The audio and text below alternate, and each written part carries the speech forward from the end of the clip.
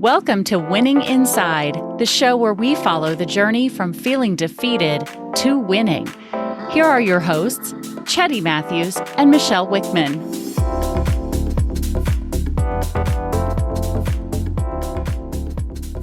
Hello, amazing people. Welcome to the Winning Inside podcast, where we discuss real issues, insights, and solutions to help you thrive in your day-to-day lives. We know life happens, and we can choose to be a spectator or a participant. These conversations and stories are about the participants, the ones who made the choice to do the inner work and found a way to keep moving forward. Michelle! Hey, Cheddy. It's so good to see you once again. Hi. Hi. Again. Here we are, a little late in the week, but we're still here. Plugging, so that's a beautiful thing. It's been a good week. I must say it's been a really beautiful week. So it has, and we're recording this on a Thursday. We typically record on a Monday, just for full transparency. But with that, we actually have. Well, I'm sorry, I'm laughing, but we have a topic that is so relevant to this circumstance that we just can't stop laughing at ourselves, honestly. Yeah, completely and utterly. And today we want to talk about kicking the can down the road. Oh my gosh. What does that mean, Why Cheddy? do we delay completing things that we know we ought to do? Why do we not get the things done when we know we have to get them done? It's bizarre because right now, this story is the story of my life, my day-to-day life, where there are things that I know I have to do, have time to do it, have time allotted to do it, and I still don't get it done for a million reasons. But at the end of the day, it doesn't matter what the reasons are. The task doesn't get done, or it gets done at the very last minute, which causes a different set of stress. So, Michelle, help me out. What can I do to figure this out? Where's this coming from? Why do we avoid these things? I mean, okay, first and foremost, clearly we're on the same page here, right? And we're not alone. This is a conversation that I have had with every single client I have ever worked with. So it's not uncommon to experience moments of just wanting to delay execution of work or tasks or responsibilities that, to your point, we know we have to do, right? Yeah. Or we at some point in time have committed to doing and wanted to do, but then something shifted and now we're feeling uncomfortable. And that something is a number of things, right? So, but listen, we're in the same place. You and I have talked about this many times this week in particular. We are in the same place. We've mentioned this before, even in a previous podcast. So clearly this is a subject matter. This is a topic that is constantly just showing up again. And that's kind of the point, right? We do work in all these different areas and we feel like, okay, we've accomplished it. We're moving forward. We're getting better in this one topic, this one mindset, whatever it is. And then something comes up and it shows back up again. And we're like, wait, what? I thought I was over that. Oh my gosh, that's the feeling I have. Yes, the whole, I thought I was good at that. I thought I got the checkbox. I got the red star, the ribbon or whatever it is. And then it comes back again. What in the world? This is why we keep doing the work. Yes. Yeah. The work never ends. So with that, I mean, the number one thing that we often recognize is just fear, right? Just plain and simple fear. And I know, Cheddy, this is something that's, you just recognize so clearly, one, in some of the work that you're doing with yourself now, but also when you work with other people. Yes. And it's interesting because fear, in my mind, the Marine in me thought of fear as fear of physical imminent danger right here and now. Fear can sometimes be sneakier than that. And fear can be subtle. And it's the silent whispers, the doubt that kicks in, the words that you say to yourself when no one's listening, I'm not good enough. Am I good enough? Is it going to work? I'm not the right person for it. Whatever it is you tell yourself that makes you not start. And fear, it's almost like you're preventing yourself from some kind of a danger. But what is the danger? It's made up in your mind a lot of times. So we create a story and then we live in that story. And then we're afraid of the story that we created. So we create it. So if we create those stories, we can decreate those stories, or we can adjust the stories and make it so that we win. And that thing doesn't happen. And maybe that thing does occur, but it doesn't mean it was a bad thing. I mean, things happen sometimes, but stopping before you start because of fear of something that you've created in your mind so many times just throws us way off. It really does. But another one for me is overwhelm. And I think in some cases in my life right now, overwhelm is the big one for me. I put so much on my plate, get my knife and fork out, get ready to eat. And I'm like, whoa, that's too much. I don't even know where to start. And what happens is you don't know what is the best place to start? What is the best time to start? How should I start? And you start asking all these questions that aren't helping you to do the task. You're just making the task seem bigger, which makes you not want to start because it seems like an insurmountable mountain. So with that, I mean, when we talk about overwhelm, I want to get really specific. So taking on a lot of responsibilities. I know Cheddy is sort of working with a number of different companies right now, right? And he's really building up his business and with working with multiple companies at the same time as building up his business. At the same time, mind you, and we haven't even added this one in, that he's going to start pursuing his MBA and start taking courses in that shortly. That idea of overwhelm, even of what's to come, what's just ahead of him, can actually show up in his day-to-day right now. And that's an example of where overwhelm can really just shut you down. And when we get shut down, we oftentimes buffer in different ways. So we start to distract ourselves so we don't have to think or sit and ruminate in these negative thoughts. We might distract ourselves with social media. Or we might distract ourselves, which is what I do. I'm not going to lie, even being in the fitness industry of like eating, eating comfort foods, things of that nature that we like to distract ourselves with, right? So that we can just avoid those feelings of overwhelm and the sensations of fear and the negative self-talk. But what ends up happening is that stays with us and then the pressure mounts and we experience more anxiety. Yeah. So, I mean, there's other things too that we can touch on. One is, why am I avoiding work? It's, well, this part of my job is not necessarily my most exciting part, right? So there's a little matrix that you can really look at where it's, high level of interest or low level of interest. And I can break down all my responsibilities of my job and into that high level or low level of interest, but also it may be a high level of interest, but it's still draining, right? Or it may be a high level of interest and it gives me energy. So that's sort of the matrix that you drop all your responsibilities into. And when it's in the low level of interest and draining, those things, they got to go. For me, maybe it's hiring a virtual assistant to manage those things.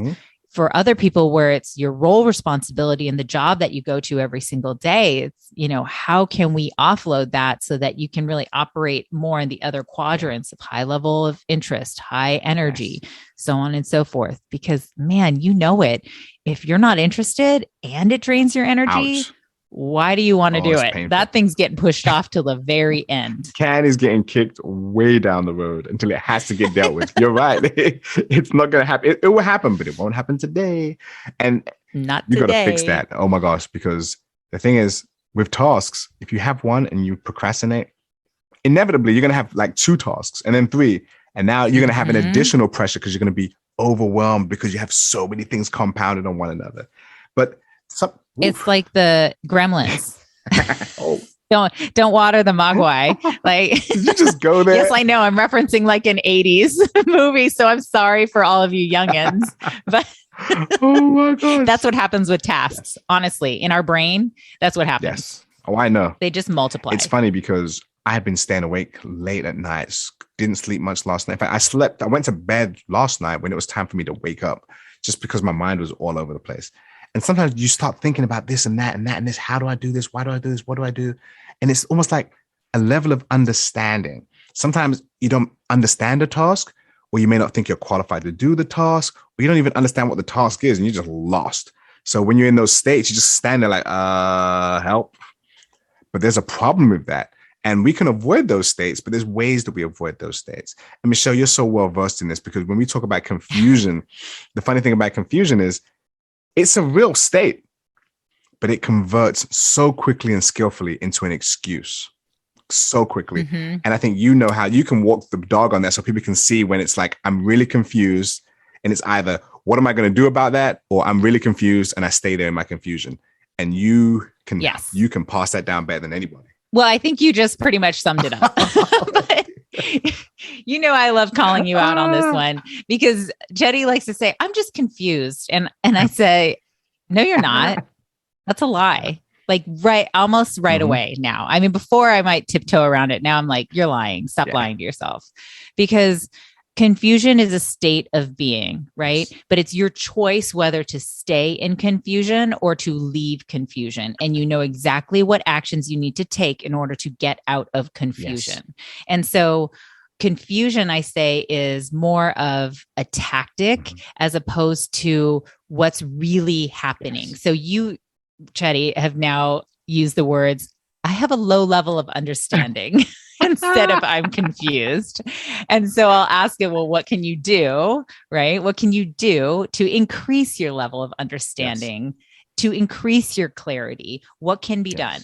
And so rather than saying I'm confused, because that's a statement, it's an I am statement, a negative I am. And you sit with it. Yes. And you believe it as opposed to saying, I just have a low level of understanding and I'm going to go find some clarity. I'm going to go increase my level of understanding.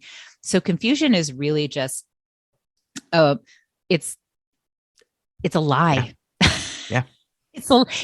You could be confused for a hot moment, but the easiest way to get out of it is just ask a question. And it is your choice whether or not you want to stay in it and believe that lie or to leave it. Nice. Boom. Mic drop. We're done today. That was all we need to talk about. But no, we can keep going because there are really other ways that we do this. And all of us know that we avoid certain things. Avoidance. And people are like, I don't avoid anything. I would say there's a big chunk of people on this phone who avoid doing taxes until the very last minute. That's just one example. There are other ones, but taxes came to mind because, this year I waited until almost the very end. Usually I don't, but this year I did because, again, it was another thing that I was kicking down the road. And I kicked it down the road until I looked at the calendar and was like, oh, there's a red circle around that date. Let me go ahead and take care of this. So I totally understand how avoidance works, but avoidance enables you to really just prevent yourself from going through something. So you find reasons to do other things. You justify it or you find other tasks. So instead of walking down a certain street, you go around the block. You circumvent the issue at hand. And sometimes you do it by taking on other tasks, which when you think about it, compounds the problem because now you've added a new thing to your bucket, but you have those old things that you still have to do and have to get done. So you've just compounded the problem because you tried to avoid it. And let's be honest, just because you avoid something doesn't mean it's not there. It's still there. So avoidance really summarizes all of this, right? So we're just finding some way, shape, or form to avoid it. And so procrastination equals kicking the can down the road. It's saying, I'm going to do this later. It's saying, I'm going to do it after 2:00. Yes.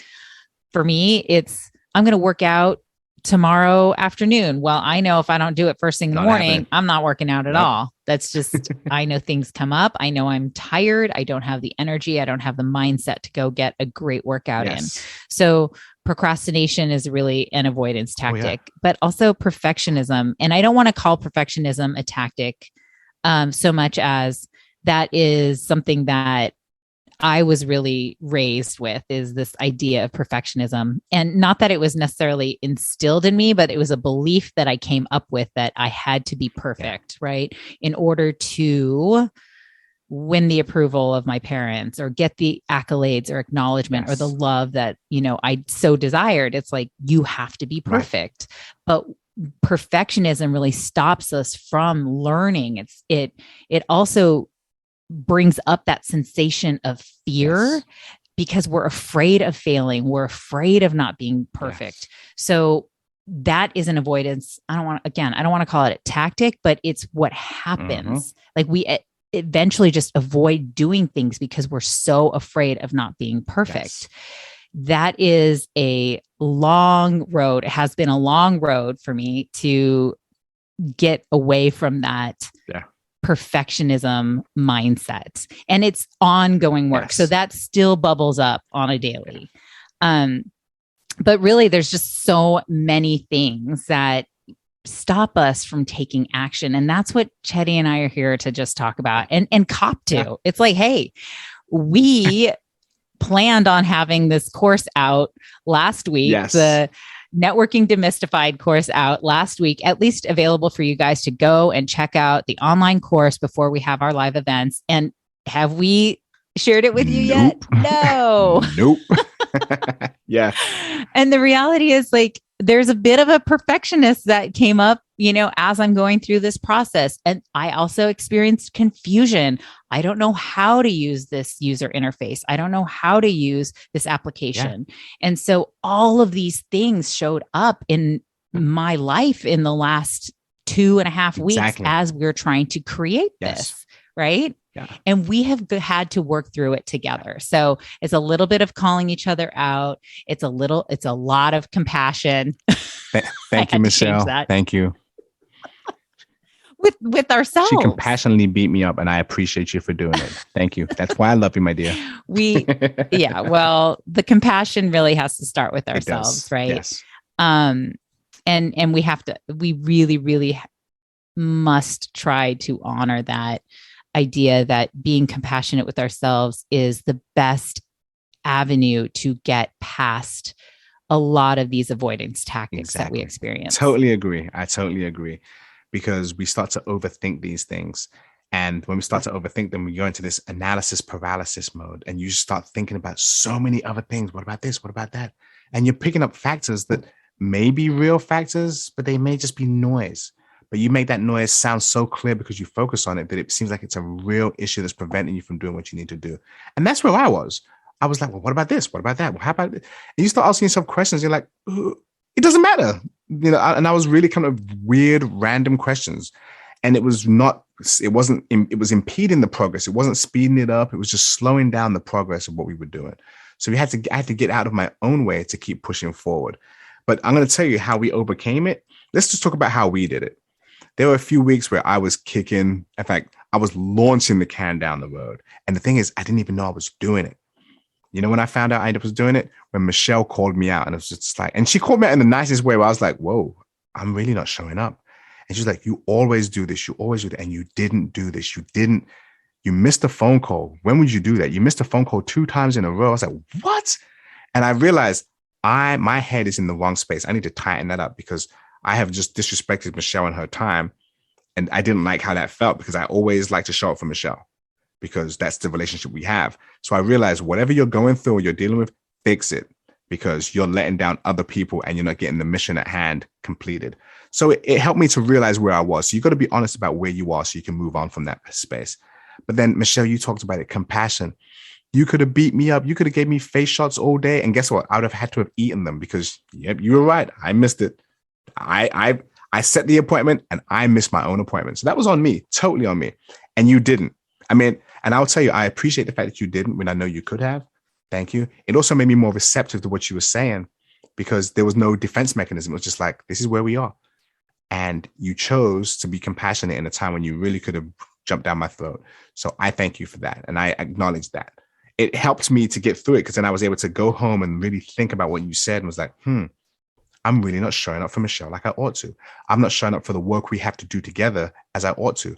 I owe it to Michelle and myself and to everybody that we're going to be serving to show up as I should. But it helped me get out of my funk. I'm a human. I was in my funk.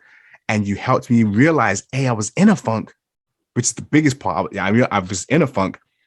You kind of made it okay for me to be in a funk, but yet we can't stay here, Cheddy. We're going to move on from this. And I appreciate you kind of helping me to kind of walk through that valley because I felt like I was in a valley where it was just a little scary, a little unfamiliar, and you helped me kind of find my way out of that, and we're able to keep going. So, thank you.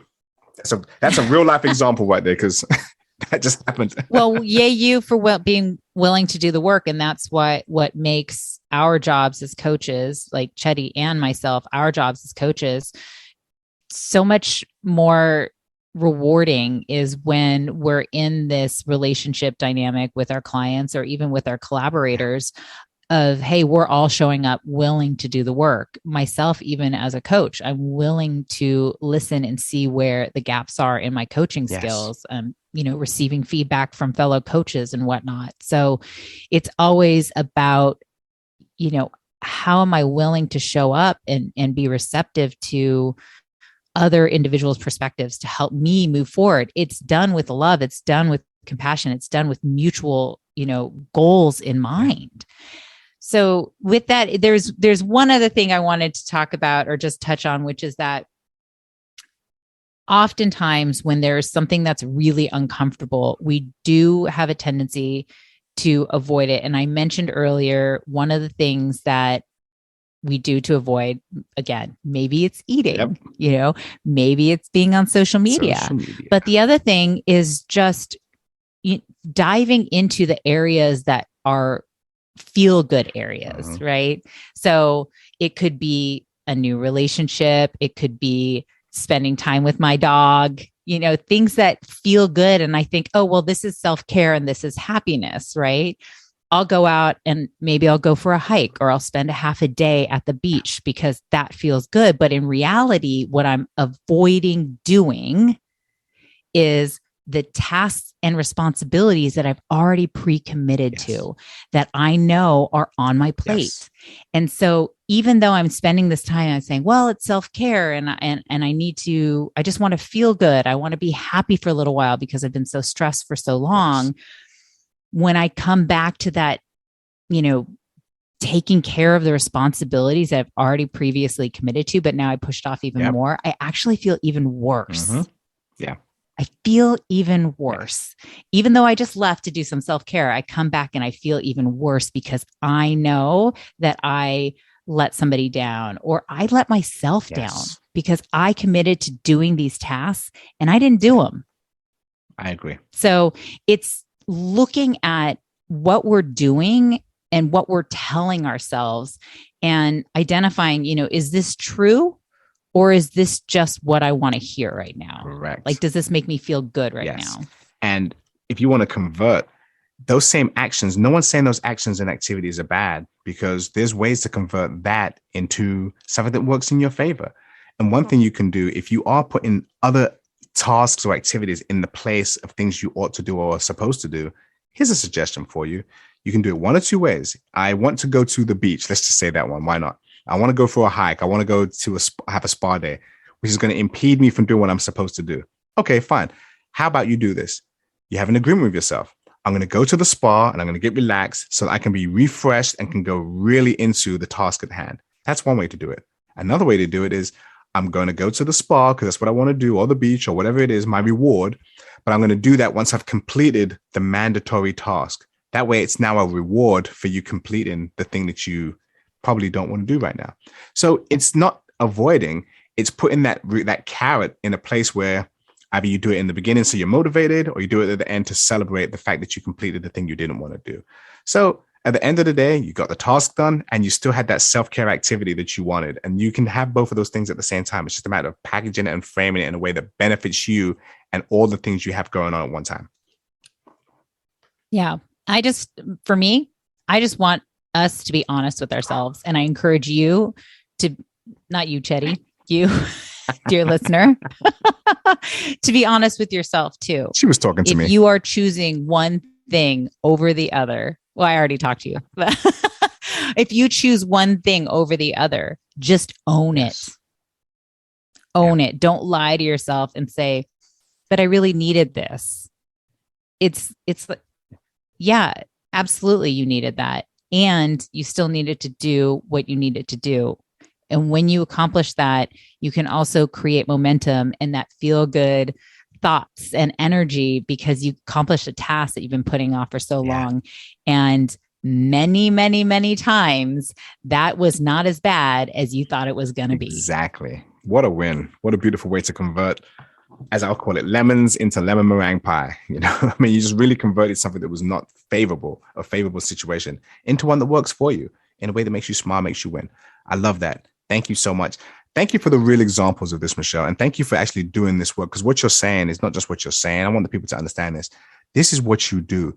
This is what you've done with yourself. This is what you did with me. This is what you've done with us. So I have grown because of your ability to help me to identify these things so I can be a better human, a better coach, a better fill in the blank, everything I do in my life. So much appreciation to you, and kudos go your way. Thank you, ma'am.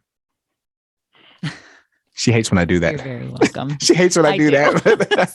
I'm so uncomfortable. That's me getting you back.